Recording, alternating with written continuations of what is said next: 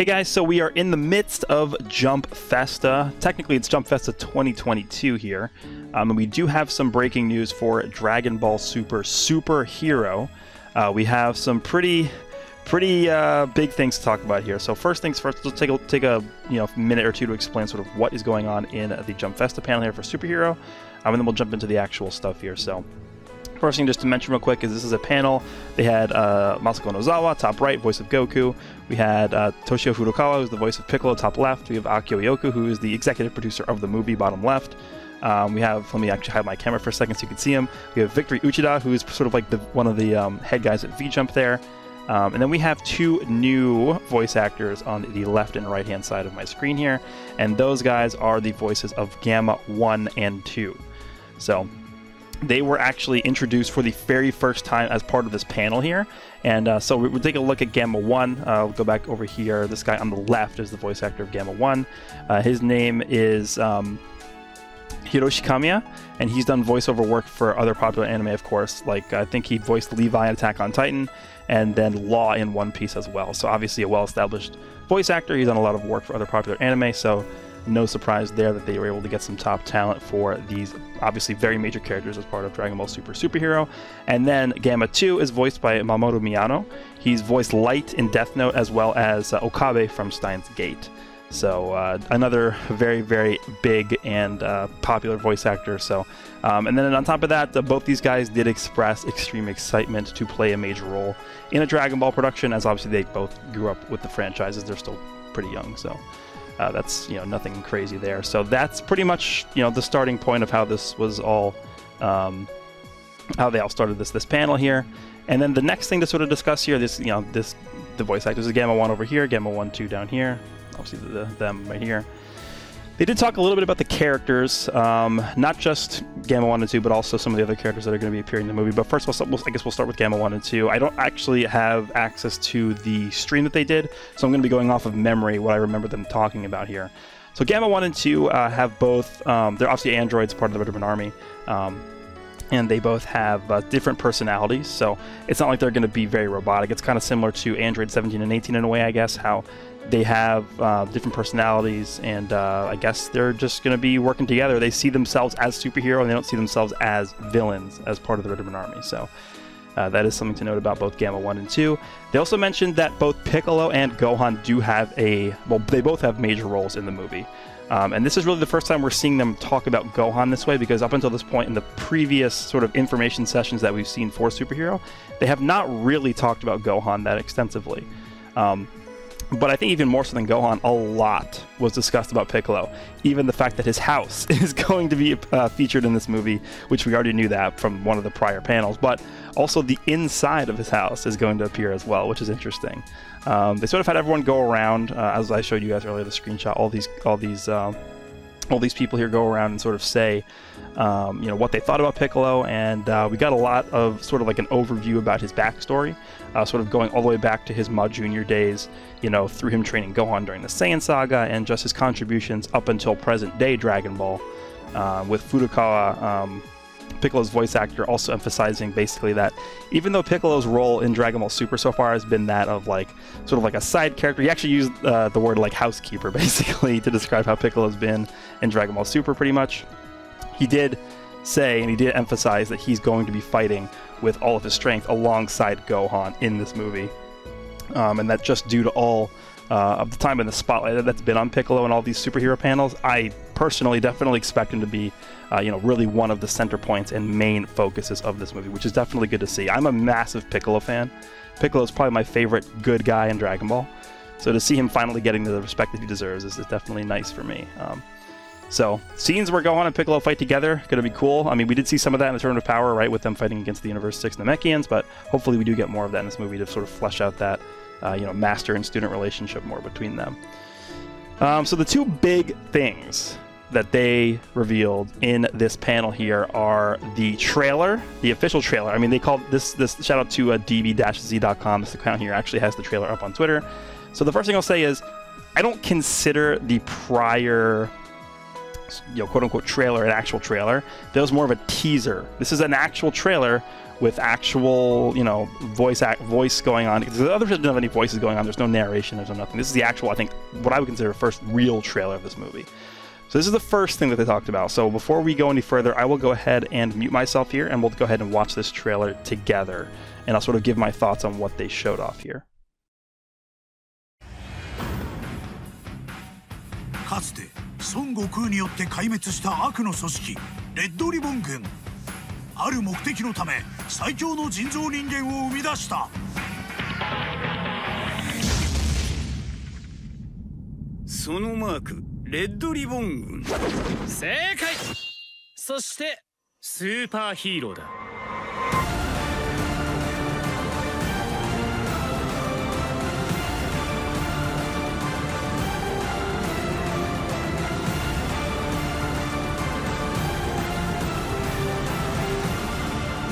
今スーパーヒーローたちの世界をかけた戦いが始まる。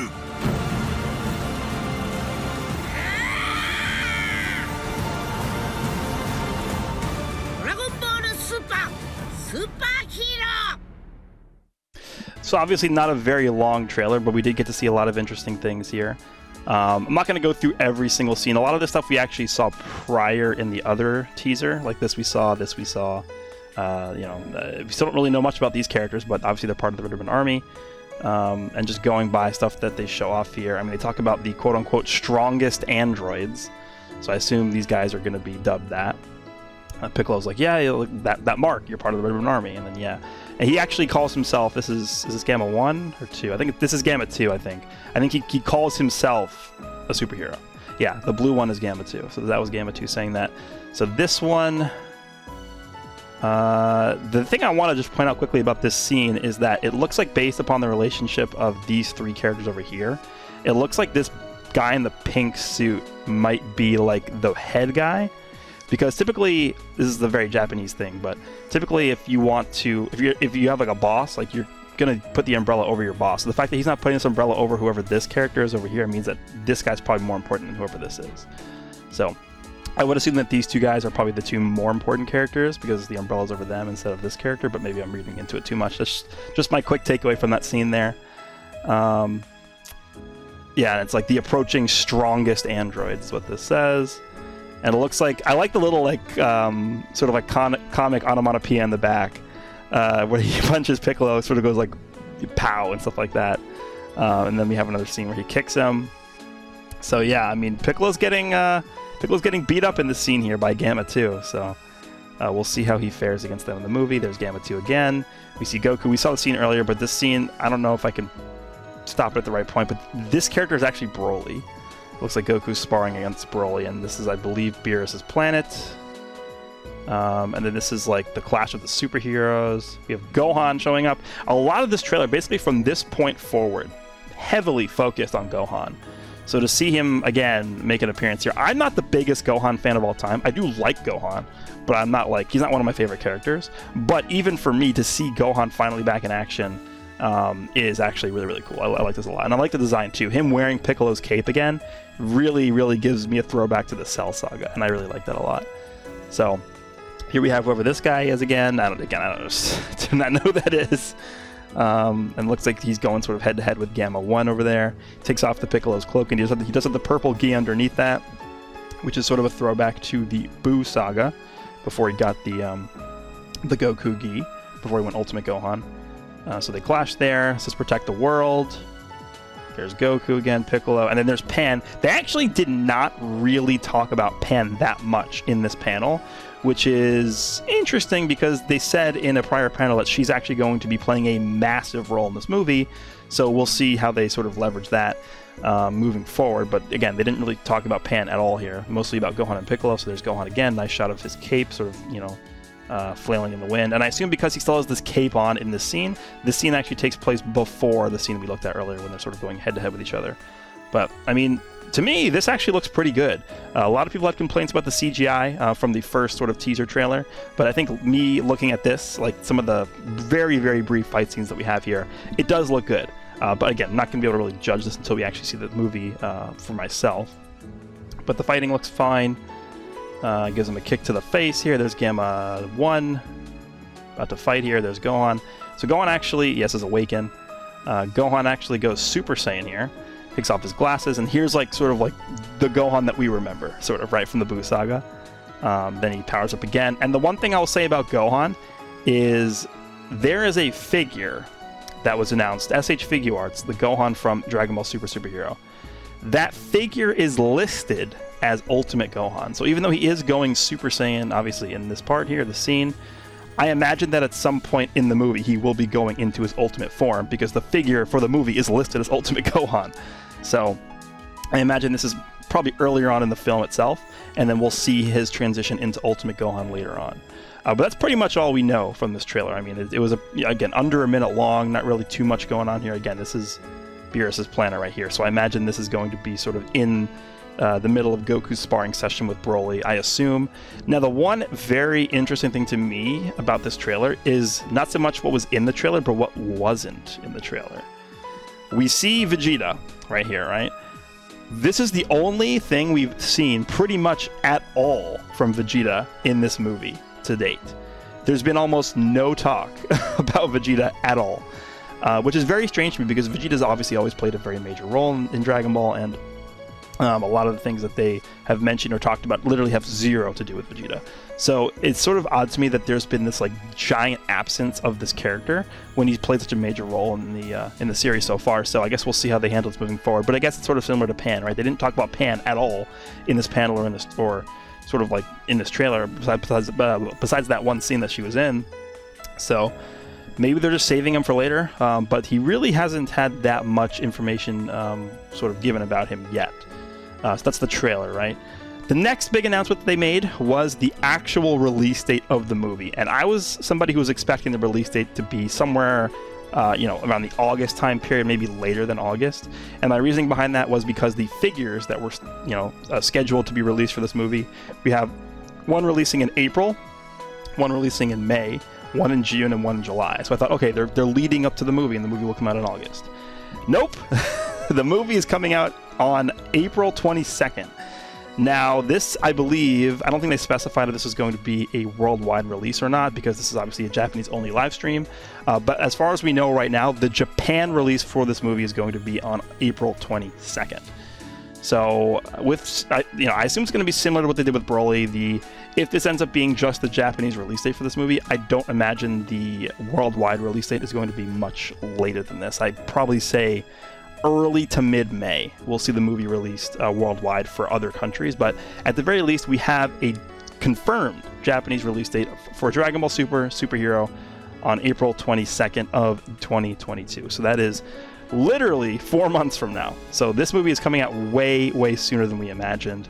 So I'm excited for this. I'm definitely want to see what else they have in store for this movie, because this panel only made me much more excited for it. And then the last thing I do want to mention real quick is just regarding the Dragon Ball Super manga. So again, Victor Uchida is sort of like, I think, one of the editors for the manga, and he said that the Granola arc, which is the current ongoing arc of the Super manga, is going to be coming to a close within the next few weeks / months, and that a new arc will be beginning in the Dragon Ball Super manga, I think starting next year, which is, again, the next year is not that far from now. But the thing that my question is, right, for sort of relating to the manga and the movie, is how does the manga tie in to this movie? Because we know we went through the Moro arc, right? We had the Tournament of Power, we had the Broly movie, but then after the Broly movie, we had the Moro arc, then we have the Granola arc, and are they really about to do another arc after the Granola arc for the Super manga? Think about that. Think about the fact that this superhero movie is going to take place chronologically after those manga arcs. So how are they going to account for those manga arcs in the movie, if at all? Now, my guess is they'll probably just ignore that all the manga arcs happened, because they can't really represent those in a way that would be, I guess, effective, right? But we'll see. I mean, I don't know. It's a very difficult situation, because they have all these, like, rich arcs of Dragon Ball, both the Moro arc and the Granola arc, and they're not going to be able to sort of just skip over this and say, oh yeah, like Goku can do this now because of this, and Vegeta can do this now because of what happened in the Moro arc, but without spoiling anything. So we'll have to see. But again, I think what they'll probably just end up doing is they'll probably just end up ignoring the Granola and Moro arcs in the movie itself, even though technically, chronologically, it should have taken place after both the manga arcs happened. But that is pretty much everything that we got in terms of new information for the Dragon Ball Super superhero movie here, according to the Jump Festa sort of live panel here between all these incredibly talented individuals here, part of the Dragon Ball Super team. But yeah, let me know down below what you guys think about this. Are you excited for the movie? Are you a little bit apprehensive? I know a lot of people are a little bit apprehensive just because of the animation style. Them going to a CG style doesn't really suit a lot of people, and I get that. But yeah, let me know down below what you guys think. Hope you guys enjoyed the video, and I'll see you all in the next one.